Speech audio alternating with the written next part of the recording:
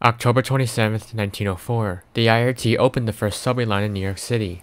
It revolutionized transportation for many commuters who were looking for a more efficient way to get where they needed to go. Except technically, it wasn't really the first underground train service in the city that had stations in the subway. On a fateful day in 1870, one Alfred Eli Beach introduced his own version of a subway, one that eventually became a predecessor to the New York City subway.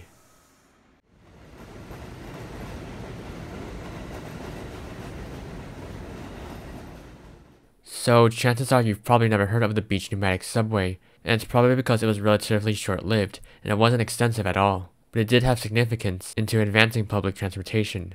Alfred Eli Beach was born on the 1st of April 1826 in Springfield, Massachusetts. Early on he worked for his father until he and a friend, Orson Munn, took control of Scientific American, a newspaper company. Beach also took interest in patents and was soon creating inventions of his own. This led him to having the idea to create a subway under New York City in the 1860s. Commuting in New York during the late 19th century was a complete mess. Horse carriages and streetcars crowded the streets. However, a new transportation underground, where there hadn't been much of previously, looked to be a viable option. And so Beach became one of a few who proposed building the subway under Broadway, where traffic was especially busy. He took inspiration from the Metropolitan Railway in London, now the Metropolitan line of the London Underground. This was actually the first underground railway in the world. However, unlike the steam engines the Met used, Beach's subway would be powered by pneumatics, using pressurized air to propel the train forward. This meant that it didn't require vents on the ceiling of the tunnel. Another difference from the Metropolitan Railway was that the pneumatic subway would use a tunneling shield to dig underground instead of the Met's way of cut and cover. That is to dig a hole into the street, reinforce the tunnel roof with other materials, and then covering up with pavement. Beach designed his tunnels with a circular shape, as opposed to the standard for other tunnels in the world, such as Mark Isambard Brunel's tunnel under the Thames River. Today, that tunnel now serves the London Overground. Beach's methods also used a tunneling shield, which was quieter and safer to dig with. In fact, Beach was the one who came up with the idea way back in the 1840s. Oh, and by the way, Beach's subway was the first to have a circular tunneling shield. In 1867, he built a small model of his proposed subway and displayed it at the American Institute exhibition. Following this, he created the Beach Pneumatic Transit Company in 1869 to begin construction. Now, in order for all of this to get approved, Beach would need to consult New York State. The senator at this time was one William Tweed, infamous for his greeniness and corruption scandals during the late 1800s. Beach would pay $350 grand of his own money towards the project, but receiving Tweed's funding was difficult because he just simply refused to help.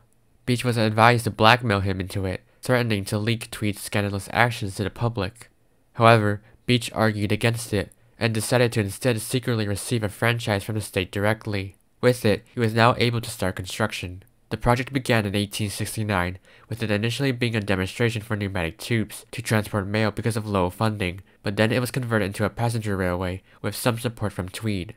Construction took only 58 days, and it opened on February 26, 1870, starting in the basement of a clothing store at the southwest corner of Broadway and Warren Street, and ran for 300 feet, curving onto Broadway proper, before ending 1 block away on the south side of Murray Street. The platform area was made to look luxurious, with statues and even a goldfish pond passengers could observe before riding the subway.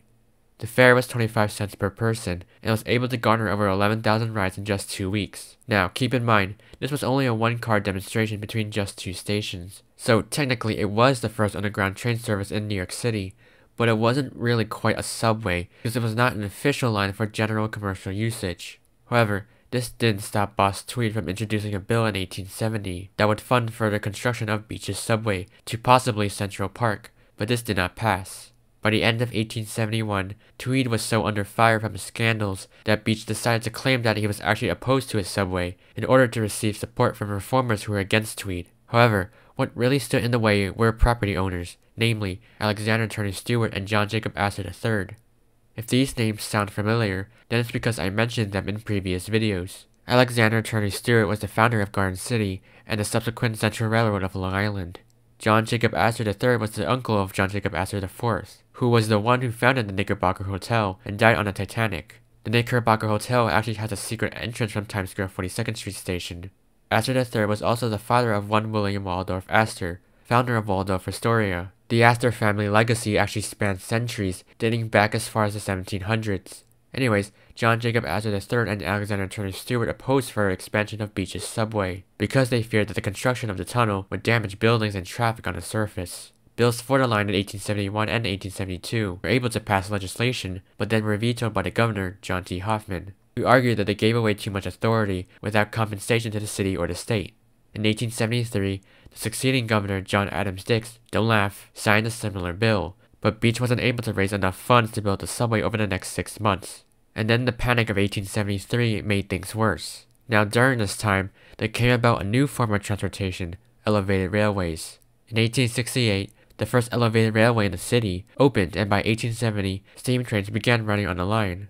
This became a problem for Beach's subway because now they were starting to lose the monopoly on who could create the next best efficient transportation method. The 9th Ave was built far from Broadway, which property owners had no problem with. By this time, people realized that elevated railways were just more practical than having to dig underground for a subway line. For the remainder of the 19th century, that would be a common theme. Beach's subway demonstration would continue until April of 1873, when it was shut down and laid dormant. That was until 1912, when workers digging tunnels for the BRT's Broadway line came across the old subway. By this time, the New York City subway had already become a reality, but not with Beach's line, but instead with the Interborough Rapid Transit Company, opening the first official line on October 27, 1904. A large portion of Beach's subway, that is, the entire portion under Broadway, was to be completely demolished, and in its place, there will be a new subway station, City Hall, now served by R&W trains. This station opened on January 15, 1918, under the dual contracts. Now today, there are absolutely no remnants of the old subway. However, there was supposed to be a plaque within City Hall Station, in which it details Beach's subway, but strangely enough, no one has ever seen or knows of its whereabouts. Now I believe there is still a portion of the tunnel that City Hall Station did not completely take over. That was a small section that curved west off of Broadway and onto Warren Street, where it had a station under a clothing store. Sadly, there is no known practical access into there. Oh, and by the way, that clothing store where Beach's subway started is now a TD Bank. And so that was the tale of the actual first subway of New York City. I know we give a lot of credit to the Interborough Rapid Transit Company for opening the first line that eventually sprawled out into the transit system we know today, but the Beach Pneumatic Transit showed that underground transportation was somewhat feasible. I consider it a predecessor to the current New York City subway, even if it closed 33 years before the IRT would open their subway. Anyways, if you did enjoy this video, consider liking it and subscribing to my channel. I'll see you next time.